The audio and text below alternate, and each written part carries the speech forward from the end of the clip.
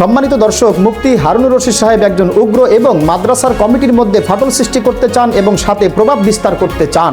আমাকে যে মাদ্রাসাতে বহিষ্কার করা হয়েছে, এটা যে কারণ দর্শানো হয়েছে আমি উগ্র, আমি মাদ্রাসার মধ্যে কমিটি করতে চাইছি, তারপরে আমি প্রভাব খাটাই, এই সমস্ত দীর্ঘ 18 বছর পর্যন্ত আমি উক্ত মাদ্রাসা এবং মসজিদের সততার সহিত খেদমত করে আসছি, তাই ছাত্রগণ আমার পক্ষে তীব্র আন্দোলন গড়ে তুলেছেন। তাই জামাত শিবিরের কর্মী ছাত্রদের উপরে হামলা করার অত্যন্ত চেষ্টা চালিয়েছেন।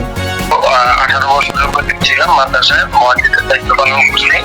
তো যেহেতু এলাকার মধ্যে একটা ক্ষোভ বিরাজ করছে, বিতর্কত একটা শিক্ষক থাকলে স্বাভাবিক আপনার মধ্যে, কারণ আমার ওইখানেই বাড়ি। তো এই হিসাবে ছাত্রদের মধ্যে একটা গণবিস্ফোরণ হয়েছে। ওই ছাত্র আন্দোলন করাতে বাইরের থেকে ছাত্রদেরকে আক্রমণ করার চেষ্টা করতে জামাত শিবিরের লোকজন। ছাত্রদের মূল দাবি হচ্ছে মাওলানা আবু তাহের জিহাদি সাহেব এবং আব্দুর রহমান সাহেব এই দুজনকে অব্যাহতি দিতে হবে। ছাত্রদের মূল দাবি হলো মাদ্রাসায় দুইজনকে অব্যাহতি দেওয়া, মাওলানা আব্দুর রহমান সাহেব। আগামী 3 দিনের মধ্যে এই সমস্যার সমাধান করতে হবে। দেশের পরিস্থিতি মব সৃষ্টি করার জন্য একটি চক্র বিভিন্ন জায়গায় অনাকাঙ্ক্ষিত ঘটনা ঘটিয়ে যাচ্ছে।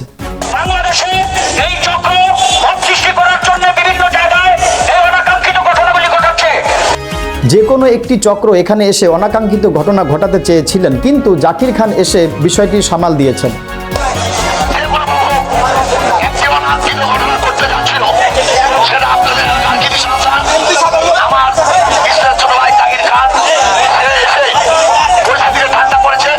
আগামী 72 ঘন্টার মধ্যে ফাইনাল সিদ্ধান্ত জানানো হবে।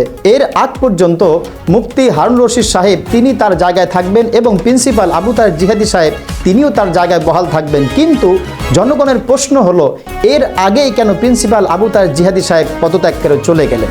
ভবিষ্যতে যে কমিটি গঠন করা হবে তারা হবে ওই সমস্ত ব্যক্তি যারা মসজিদ এবং মাদ্রাসায় ডোনেশন দিবে, কিন্তু মসজিদ এবং মাদ্রাসা থেকে যারা নিয়ে খাবে তাদেরকে কমিটিতে রাখা যাবে না। যারা মসজিদ মাদ্রাসায় ডোনেশন দিতে পারবে তাদের এই কমিটিতে হবে। যারা মসজিদ মাদ্রাসা থেকে নিয়ে খাবে তাদের এখানে রাখা যাবে না। এখানে কোনো প্রকার উস্কানিমূলক ঘটনা ঘটলে ভবিষ্যতে আমরা ভয়াবহ অ্যাকশনে যেতে বাধ্য হব। কোনো যদি উস্কানিমূলক কোনো ঘটনা ঘটে, এটা আমরা ভয়াবহ অ্যাকশনে যাব। আমরা 3 দিনের মধ্যে এই সমস্যার সমাধান করব ইনশাআল্লাহ। আমরা 3 দিনের ভিতরে এটা সমাধান করব। দর্শক, আপনাদের কাছে এখন কিছু প্রশ্ন রেখে যাচ্ছি। প্রশ্ন 1, 72 ঘন্টার মধ্যে সমস্যা সমাধান করার কথা হলেও কেন জিহাদি সাহেব সেই দিনই পদত্যাগ করলেন? প্রশ্ন 2, এখনো পর্যন্ত মিডিয়ায় কেন জিহাদি সাহেবের বক্তব্য আসলো না? প্রশ্ন 3, মুফতি হারুনুর রশিদ সাহেবের বিরুদ্ধে যে অভিযোগগুলো তোলা হয়েছে বাস্তবেই তার কোনো প্রমাণ রয়েছে কি? প্রশ্ন 4, আল্লামা আবু তাহের জিহাদি সাহেব যদি জামাতের সংগঠন করে তাহলে তার পক্ষে এখনও কেন জামাতের পক্ষ থেকে কোনো পদক্ষেপ গ্রহণ করা হলো না? সম্মানিত দর্শক, সমস্ত প্রশ্নের উত্তর আপনারা কমেন্টে দেওয়ার চেষ্টা করবেন এবং আগামী 72 ঘন্টার জন্য আমরা অপেক্ষা করতে পারি, দেখি ফলাফল কি আসে। এবং এই চ্যানেলটি সাবস্ক্রাইব করে পাশে থাকুন যেন পরবর্তী ভিডিওটি মিস না করেন।